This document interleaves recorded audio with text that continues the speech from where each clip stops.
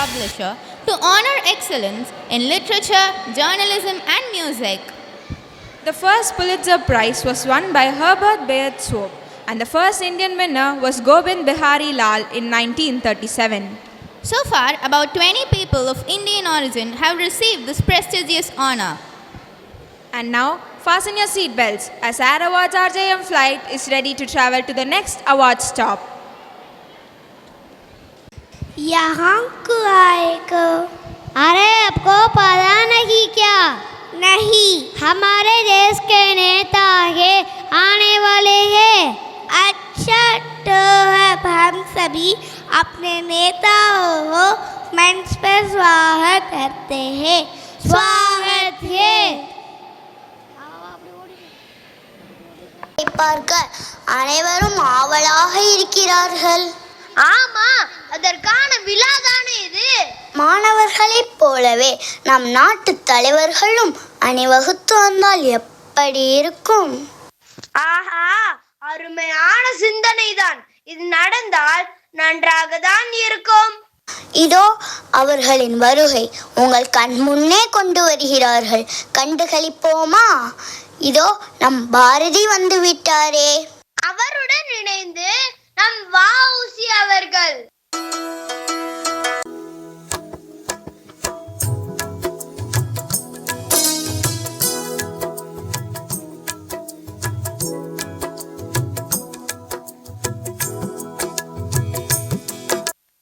நாவாய் நாயகன் நாடு போற்றும் நாயகன் நமது தமிழினத்தின் நாயகன் கப்பலோட்டிய தமிழன்.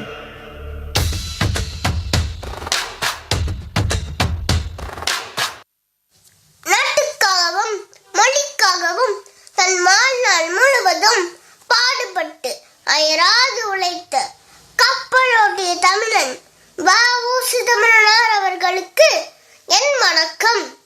சொந்த நாட்டில் ஆங்கிலேயர் அடிமை செய்வதை ஏற்க மாட்டோம் என்று வந்தே மாதரம் என்ற ஆங்கிலேயருக்கு எதிராக குரல் எழுப்பிய உங்கள் புகழ் 8 திக்கும் ஒலிக்கிறது.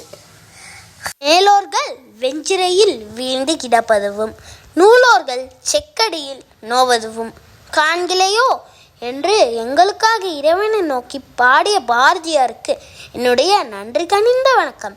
கங்கை கோதுமைக்கு காவேரி வெற்றிலையை மார்கொள்வோம்.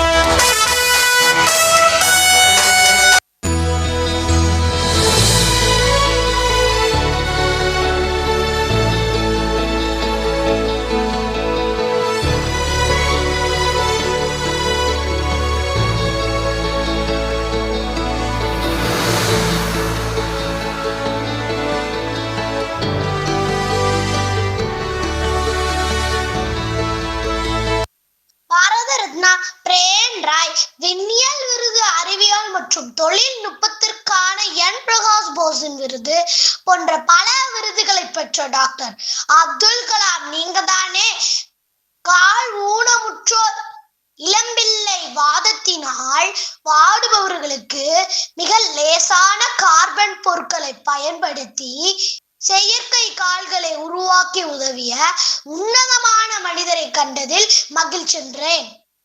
மனித குலத்துக்கும் நாட்டுக்கும் அருந்தொண்டாற்றி பாரத மக்களின் உள்ளங்களில் நிலையான இடத்தை பெற்ற காமராஜர் ஐயா அவர்களுக்கு எனது வணக்கம். பேச்சை குறை, செயலை அதிகமாக்கு என்ற தத்துவத்தை கடைபிடித்தவர் நீங்கள். நாங்கள் உங்கள் வழியை பின்பற்றியதால் தான் இத்தகைய வெற்றிகளை பெற்றோம் ஐயா. சட்டம் இயற்றிய அம்பேத்கர் ஐயா அவர்கள், அவருடன் இணைந்து இரும்பு மனிதர் வல்லபாய் பட்டேல் அவர்கள்,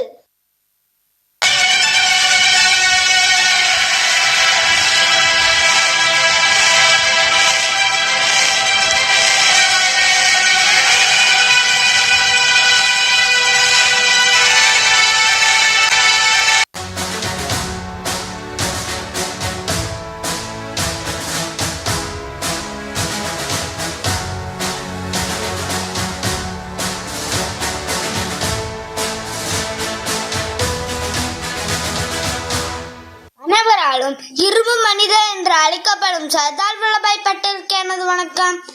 நீங்கள் உடலால் இரும்பு மனிதர் என்று அழைக்கப்படவில்லை. உங்கள் மனதால், செயலால், மன உறுதியால் நீங்கள் செய்த தியாகத்தால் இரும்பு மனிதர் என்று அழைக்கப்படுகிறீர்கள். இந்தியாவில் சமத்துவமும் மனித உரிமைகளும் நிலைநாட்ட பங்காற்றிய அம்பேத்கர் அவர்களுக்கு எனது வணக்கம். இந்திய அரசியலமைப்பின் முதன்மை வடிவமைப்பாளரான நீங்கள் இந்தியாவின் முதல் சட்டத்துறை அமைச்சர் என்று பெருமை பெற்றீர்கள். குழந்தைகளுக்கு பிடித்தமான நம்ம நேரு அவர்கள். அவருடன் இணைந்து நேருவின் மகளான இந்திரா காந்தி அவர்கள்.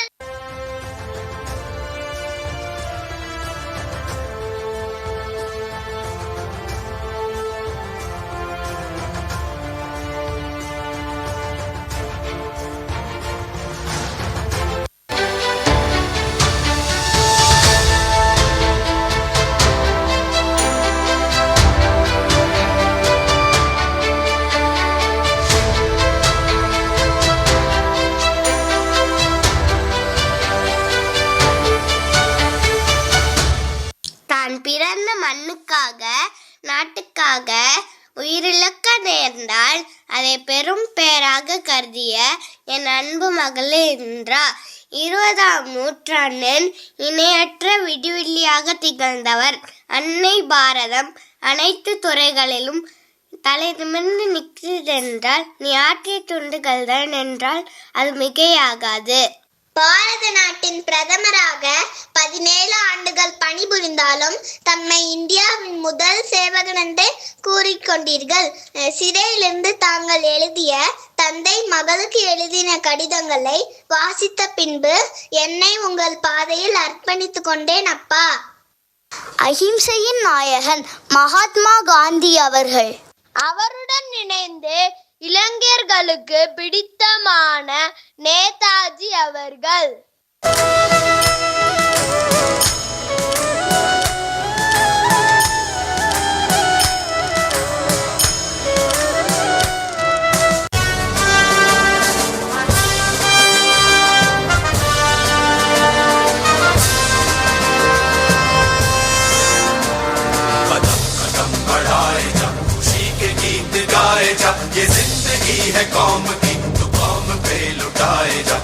இந்திய தேசிய இராணுவ அமைப்பை ஏற்படுத்தி பிரிட்டிஷாரை எதிர்க்க இளைஞர்களை ஒன்று திரட்டிய சுபாஷ் சந்திர போஸ் தானே. எங்களை எல்லாம் தியாகிகள் என்று கூறுகிறார்கள். ஆனால் சுபாஷ், நீங்கள் தியாகிகளுக்கெல்லாம் தியாகி ஆவீர்கள். கருத்துக்களில் வேற்றுமை இருக்கலாம், அது பகைமை அல்ல. ஒத்துழையாமை இயக்கம் கைவிடப்பட்ட பிறகு தீண்டாமை ஒழிப்பு, கதர் வளர்ச்சி ஆகிய வேலைகளின் பக்கம் மக்களை இழுத்துச் சென்றீர்கள். நாடு உனக்கு என்ன செய்தது என்பதை விட நீ நாட்டுக்கு என்ன செய்தாய் என்னும் கென்னடியின் மேற்கோளை சொல்லி பெற்ற விடுதலையை பேணி காக்க வேண்டும். இந்த அனைத்து தலைவர்களைப் போன்று நம் மண்ணில் தோன்றிய விடிவெள்ளிதான் நம் புரவலர் VR முத்து அவர்கள். அவரை பற்றிய ஒரு சிறு காணொளியை காண்போம். விதைத்தவன் உறங்கலாம், ஆனால் விதைகள் உறங்காது என்ற கூற்றிற்கு ஏற்ப இவர்கள் விதைத்த விதைகளில் ஒரு வித்துதான் நம் புரவலர் திரு VR முத்து ஐயா அவர்கள். இவர் அக்டோபர் 6, 1953ஆம் ஆண்டு பிறந்தார். இவர் KVS மேல்நிலைப் பள்ளியில் படித்தார். மேலும் இவர் மும்பையில் உள்ள MMK கல்லூரியில் வணிகவியலில் இளங்கலை பட்டம் பெற்றார். 1978இல் இவர் குடும்பத் தொழிலில் இணைந்தார்.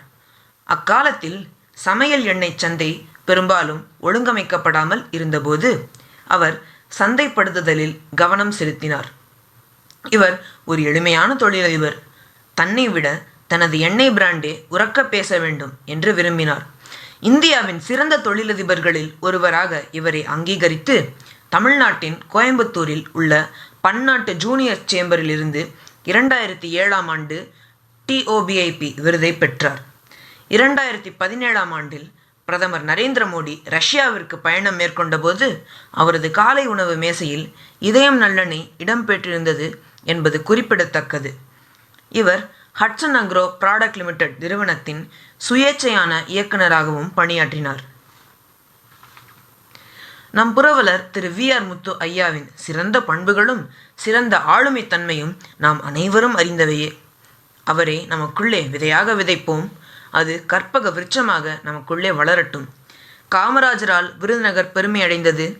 அவரை தொடர்ந்து தன்னலம் இல்லாமல் பொதுநலம் கொண்ட மனிதர் நம் புரவலர் திரு வி.ஆர். முத்து ஐயா அவர்கள். நம் புரவலர் நமக்கு விடி வெள்ளியாக இருந்து அவரது பாதையில் நாமும் பயணிக்க நம்முடனே என்றும் இருப்பார். நம் முன்னோர்கள் வழி நடத்தி சென்ற பாதையில் நாமும் பயணிப்போம். நன்றி, வணக்கம்.